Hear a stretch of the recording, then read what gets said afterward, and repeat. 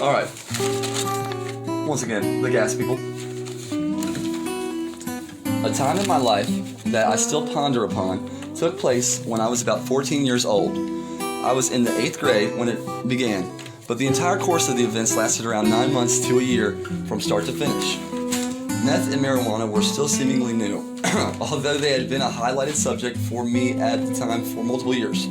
I was young enough that drug abuse was explicitly forbidden by everyone in my life, which made their appeal all the more desirable.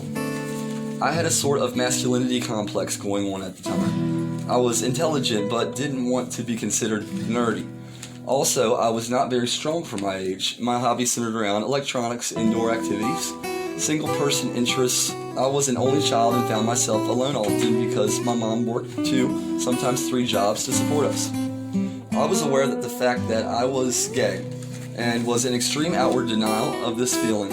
That feeling that if anyone knew my secret, I would be doomed to some fate worse than death. I had no father figure or masculinity role model in general, so my tendencies were on a subconscious level feminine, and I desired masculine approval and acceptance desperately, consciously and subconsciously both. I also wanted to be looked at as cool. To add to the list of secrets and complexes, I had been abusing drugs in various forms since the 6th grade. My peers would have exposed me had they known any of these truths, so I held my cards close to my chest. My social life consisted, therefore, on 2 fronts at that age. My mother's friends, who were older partiers and rabble-rousers, and my peers, few in number and consisting of mainly my friend Ronnie Kessner and neighbor Alex Ivashi. Ronnie and Alex were my age, much more athletic, and would do activities such as wrestling and biking. I would fall desperately behind on all these fronts. And the one thing that I did well, and that I felt at the time justified my masculinity and cool complex, was my ability to get fucked up and score drugs. This ability seemed to justify my presence and drown out my insecurities. Several problems presented themselves. For one thing, it was difficult to score drugs being so young. I would turn to my mom's friends and they would generally get me high, but to sell me anything was opening themselves to an entirely new set of complexities. Not to mention I had no stable income, so I couldn't afford the drugs even when they were scouted out. I resorted to stealing on multiple fronts, whether it was breaking into my mom's room to steal her dope or her money, or stealing money from random cars or people at school. The distance I had created with my secret life enabled me to separate myself from normal kids my age, which made it easier to victimize them for my own ends. This had went on for years. My friend Ronnie Kessner eventually came up with a solution to our youngster drug dilemma. That was when the idea of puffing gas was introduced to me. We did it, and it made me lightheaded but nothing special. The method of doing it directly out of the can was a dirty feeling to me, so I eventually came up with the method of pouring the amber solution into a Ziploc bag, closing the seal until there was only a slight hole for the air current, and putting my mouth on the passage. I would hyperventilate the fumes. It wasn't until I was alone that I started experiencing a slight shift in the effects of gas inhalation. I was in the crawl space, puffing not long after discovering that gas could get you high. Our crawl space is very dark, so in that darkness crouched 14-year-old me when suddenly I remember thinking how bright it was in there. In my memory, I can still see the scene, remember how beautiful and magnificent looking through the eyes of a baby in a The experience was, the air itself was literally glowing a purplish hue, like static on a TV or the multicolored glistening on an oil streak. But just as soon as it was there, it was gone and I was alone again in the darkness. Curiosity sparked my soul like never before. It was like I had opened a door into the unknown without having meant to stumble forward into a supernatural abyss in my mind. I had always prided myself on my intelligence, and because I was physically and emotionally weak, my idea of rationality was an intricate part of my identity.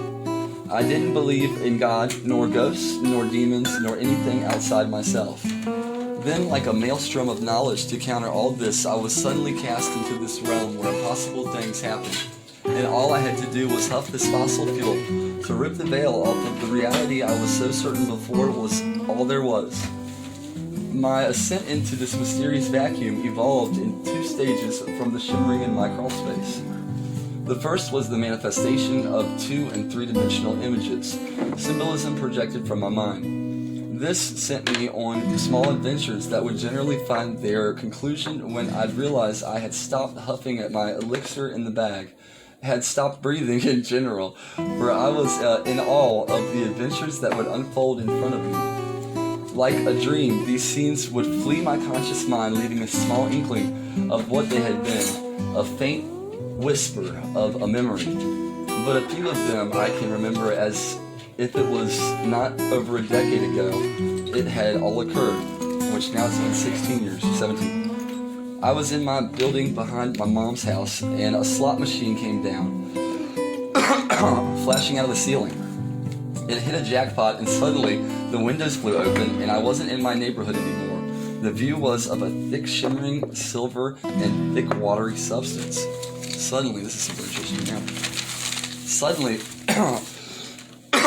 looking through the eyes of a baby in a crib, but I was the baby. My grandfather stood over me, a cold, prudent man typically, but this demeanor was kind, loving. He picked me up and held me in his arms, and I knew he loved me.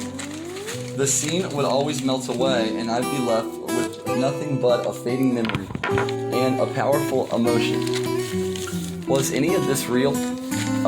What was happening? Was the images I saw real, locked away inside my memory, and then released through the reaction the gas was having with my brain? Or was it all fabricated, just something that I needed to feel and understand? My grandfather loved me in this case. And why this problem and not all the others in my life? Why was this chosen by the brain, a scene orchestrated like a play that left me feeling powerful empathy, love, and understanding, all created subconsciously in the blink of an eye? The real question I came to eventually was more groundbreaking in its potentiality. Did it matter if it was real or not? My grandfather had held me when I was a child, surely. In that moment and now, he loved me in his own way. Whether the scene had absolute validity behind it, the conclusion or result was the same. I had gained insight into our relationship, had felt his emotion, and forgave and loved him more after the experience. In this way, I was able to manifest quantifiable experiences that I could learn and grow from, all uniquely designed and pointed off me as an individual. I was engulfed in mystical self-reflection, literally addicted to it. It wasn't always a positive experience, however. One time I was in my backyard huffing, staring out into the horizon. The wind suddenly blew, and the shade of my friend Stephanie Lindsay appeared in front of me. She spoke softly and said that she was there to say goodbye, that she had died. The wind blew again, and she was gone. I looked into the sky, and there was her face again, made of white clouds. She said, or I heard the words echo in my head, "Goodbye, Tyler, you will always be my one true love." I cried hysterically after her face in the sky disappeared, and raced to the phone to call her. She answered, and I expressed how relieved I was she was still alive. I told her manically how the whole scene had transpired, and when I finished there was silence. And then a man's voice spoke, "Don't call back." Her father had picked up at the same time as her and heard everything and was not pleased by the relaying of my experience. I can say now that Stephanie Lindsay never died, never became the love of my life, nor a vital part of my life after that point. She moved away after school and lives in New York with her own children and husband to this day. What my brain was trying to gain by producing the death of Stephanie Lindsay is uncertain. It has context now. I just want to add for in a way, maybe. But anyways. But it is certainly not prophetic and cryptically symbolic at the most. And so my experiences ranged at this time, but my overall fascination was consistently obsessive. My gas inhalation's final evolution in its produced effects included multiple fashions by which I could interact with my hallucinations. And that is the proper word for the describing what was happening to me upon inhalation. Mainly, my hallucinations gained self-awareness and voice, and I was able to communicate with them vocally or telepathically. My thoughts would echo in my head and were heard by my mind as if being verbally said, and my hallucinations responded verbally telepathically back at me. I never was able to concretely grasp what it was I was communicating with, but my theories ranged and the hallucinations played coy. Were they ghosts, demons, angels, hallucinations of the mind? Were they conscious when I was gone or not huffing? Or were they not conscious at all? Had I created them, or were they always there? Were they good, evil, alive, illusion?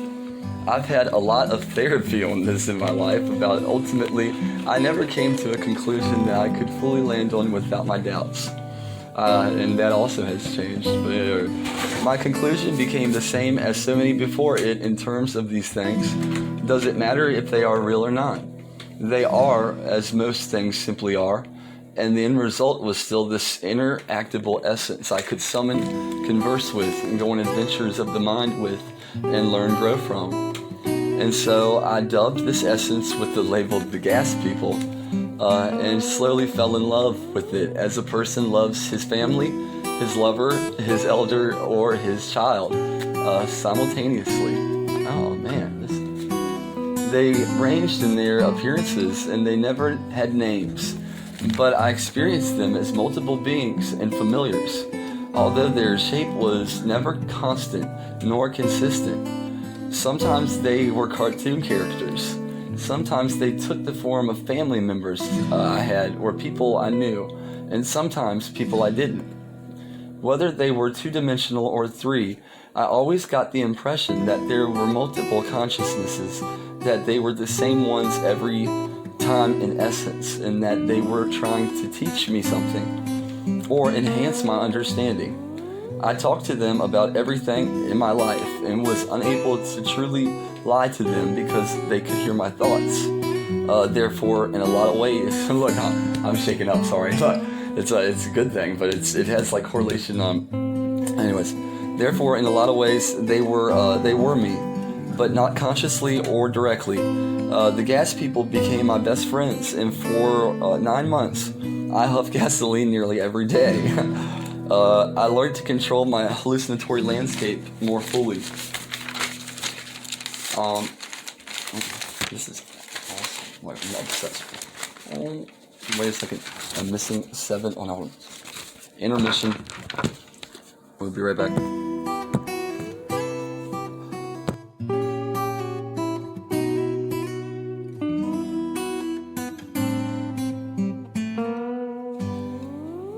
And we're back with part 2 of The Gas People, age 14 to 16, no, 13 to 15 actually, in 2004 to 2006, part 2, page 7. Tell a little baby a big yes on who the gas are.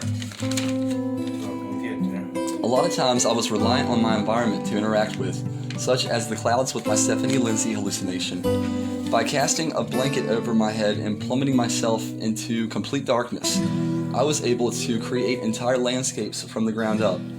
3-dimensional worlds rose up from out of nothing, and my friends the gas people were there talking in my ear, giving me praises or advice. That entire year passed by like a lucid dream, and I was dreaming if only with my eyes open. But like most things, problems were compounded in with my experiences. The gas was being rejected from my body, and every time I would go to huff it, I would instantly puke.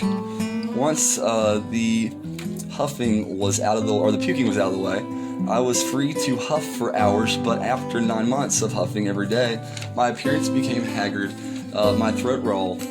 I became detached from others and spent most of my days asleep or awake under a blanket in my backyard. The gasoline began to come through my pores and would cling to my clothes and skin, causing me to smell horrendously of gasoline. My mother became aware of what I was doing at some point, and expressly forbid it, saying it was dangerous and I was talking to demons. Gasoline huffing was dangerous and can cause brain hemorrhaging and death on the first use. I had done it hundreds of times for hours at a time. Still, to communicate with what I felt like was the divine, I was willing to take the risk. However, I now had to be more stealthy in my approach. I would sneak out of my window at night, behind my shed, take off all my clothes, and when I was done huffing, I would apply lotion, mouthwash, and cologne. And even still, the fumes followed me, causing fear and further instability in my home life. I began to see reality differently. Things were shinier, having a certain hue or luster to them, and the conversations in my head lasted longer without needing the gas as a catalyst as often. My mind began to adapt to the state, and things that were still moved and fluttered only for me to see. This became another secret of mine and further distanced me from others. All things come to an end, and all ends are new beginnings. For me, my exposure came at school.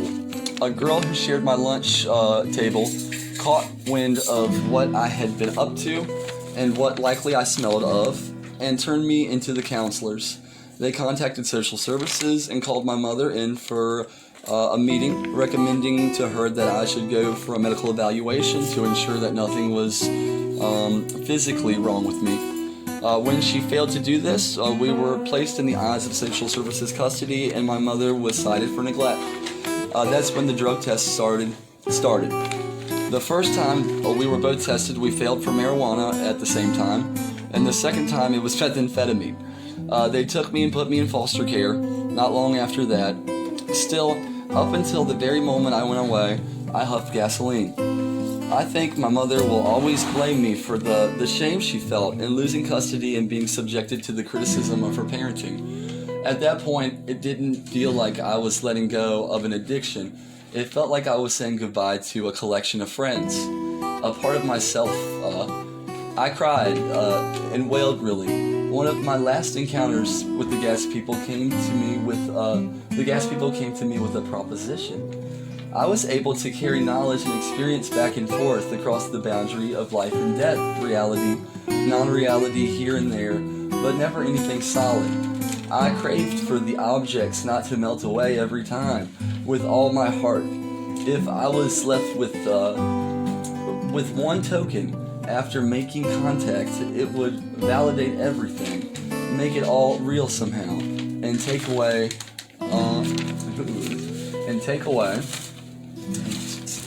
dot. You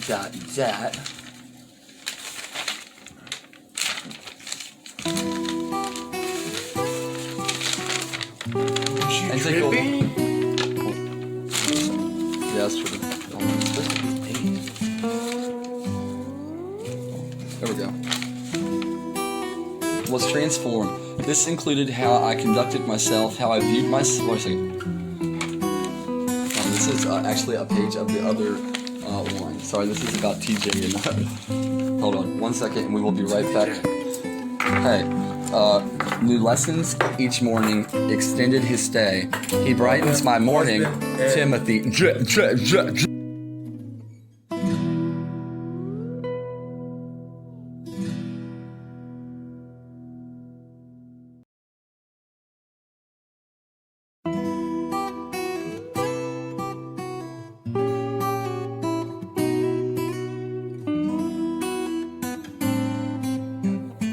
The Gas People, Part 3 in the final edition.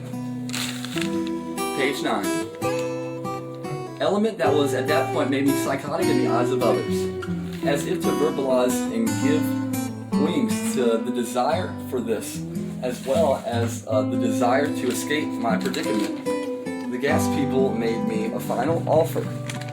If I were to kill myself, a self-sacrifice without fear and with the intention behind it, as fuel, I could leave the physical and become one of them, where I could instantly manifest anything I wanted, live forever and be everything and everyone, become one of and one with the Gas People. I said no, and they understood as tears rushed once again down my face.